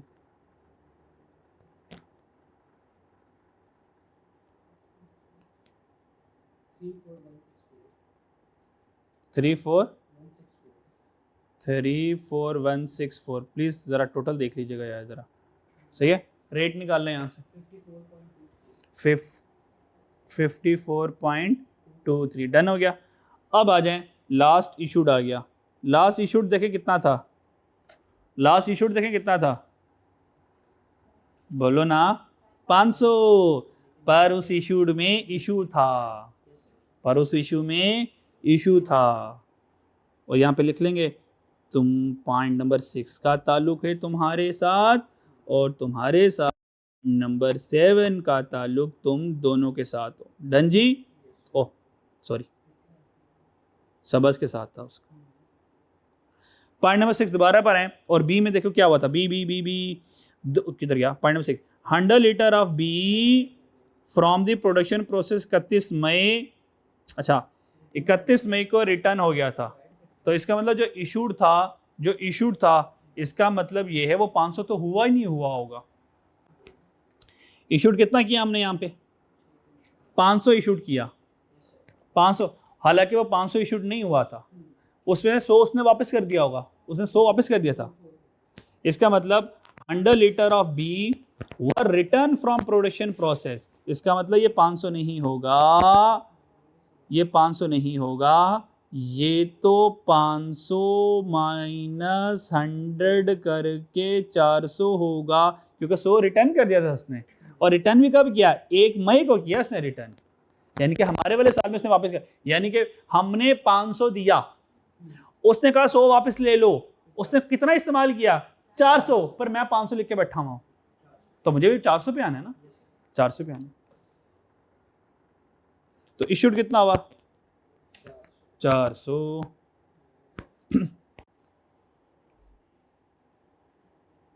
31 मई इशूड कितना हुआ, 400, तो 500 माइनस 100 करूंगा, ओ सॉरी 500 माइनस 100 करूंगा, तो ये 400 को इशूड करूंगा, हालांकि इशूड कितना होता गलती से 500 का, तो मैं 400 इशूड करूंगा, और रेट तो ये रहेगा 54.23, आंसर कितना आया 21692, बहुत अच्छे बहुत अच्छे, स्पीडी स्पीडी। और आंसर 230 ना आया तो आप लोगों को मैंने जान से मार देना है, फिर गलत हो जाएगा ना फिर हमारा जी। 630 माइनस 400 करें, 230 आ गया, इसका मतलब मुबारका, फिजिकल और परपेचुअल दोनों मैच कर गए, दोनों मैच कर गए। 230 की कॉस्ट क्या आई है मेरे पास 54.23, और कॉस्ट ऑफ क्लोजिंग स्टॉक कितनी आई है 12472, ये 12472 that's a cost of closing stock, ये हमारे पास आ गई कॉस्ट ऑफ क्लोजिंग स्टॉक आ गई।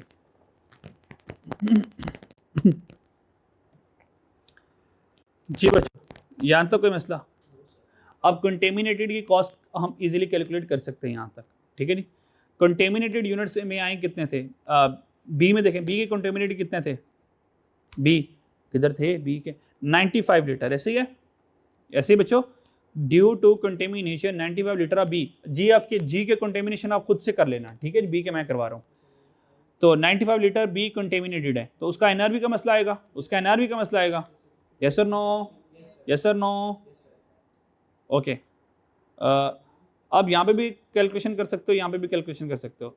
इसका मतलब जो 230 है ना, अब इसमें 2 यूनिट्स आ गए, इसमें 2 यूनिट्स आ गए, कंटेमिनेटेड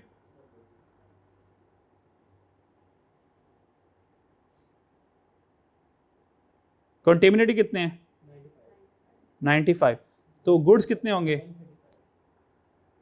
135। अच्छा 135 की वो एनआरवी की बात नहीं कर रहा, उसकी कॉस्ट की बात नहीं कर रहा, तो 95 यूनिट्स की कॉस्ट क्या आएगी, 95 यूनिट्स की हमारे पास कॉस्ट क्या आएगी, 95 यूनिट्स की हमारे पास बच्चों कॉस्ट क्या आएगी, हमने इसकी कॉस्ट कैलकुलेट कर लेनी है। तो उसने मुझसे पूछा था कॉस्ट, उसने मुझसे क्या पूछा था, कंटेमिनेटेड यूनिट कॉस्ट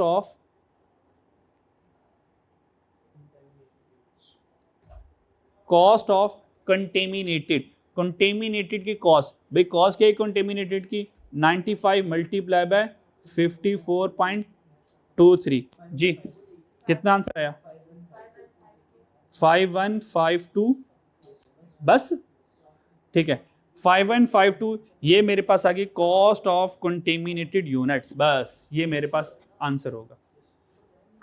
ये मेरे पास क्या होगा, आंसर हो जाएगा। बस खत्म। ये कॉस्ट ऑफ कंटेमिनेटेड यूनिट्स हमारे पास आ गए, ठीक है जी। अच्छा जी, यहाँ पर आ जाए ज़रा। अब उसने पूछा था कॉस्ट ऑफ कंटेमिनेटेड, तो कॉस्ट हमने कैलकुलेट करवा लिया, लेकिन आईकैप ने अपने सोल्यूशन में इसको कॉस्ट ऑफ कंटेमिनेटेड मटेरियल नहीं, valuation of contaminated in the statement of financial position, उसने ये पूछा कि हमें इसको स्टेटमेंट ऑफ फाइनेंशियल पोजीशन में रिकॉर्ड करना है। क्या उसने यहाँ पे लिखा हुआ है? अच्छा, अगर वो लिखता कि स्टेटमेंट ऑफ फाइनेंशियल पोजीशन में रिकॉर्ड करना है, फिर कॉस्ट और फिर इसकी एनआरवी, उसने हालांकि यहाँ पे एनआरवी दी हुई है हमें, कितनी, ये कहाँ दी हुई यार? एनआरवी मैंने पढ़ी थी कहीं पे, हाँ, ये एनआरवी 20 और 50 दी हुई है, फिर 20 और 50, फिर कॉस्ट और NRV which ever is lower, फिर हम इसके साथ क्या करते, कैलकुलेशन करते, ठीक है जी। क्या करते, फिर हम क्या करते, 95 इंटू 20। अगर वो मुझसे, अच्छा मेरा आंसर ये है, अगर मेरा आंसर ये है, लेकिन अगर कल को एनआरवी कैलकुलेट करनी पड़ती तो एनआरवी कैसे कैलकुलेट करता, 95 इंटू 20, आंसर कितना आया 1900, तो लोअर कौन है 1900, तो फिर हम 1900 पर रिकॉर्ड कर लेते, लेकिन अभी हमारी कॉस्ट ही है। डन जी। बी मैंने करवा दिया, क्या जी का लेजर इस तरह से बना लोगे? डन, ठीक है, ये क्वेश्चन सॉल्व हो जाएगा। होमवर्क का क्वेश्चन क्या है जी? क्वेश्चन नंबर 6 होमवर्क में करेंगे, और क्वेश्चन नंबर 7 भी होमवर्क में करेंगे। ये 2 सवाल आप लोग होमवर्क में करेंगे। डन, ठीक है, अल्लाह।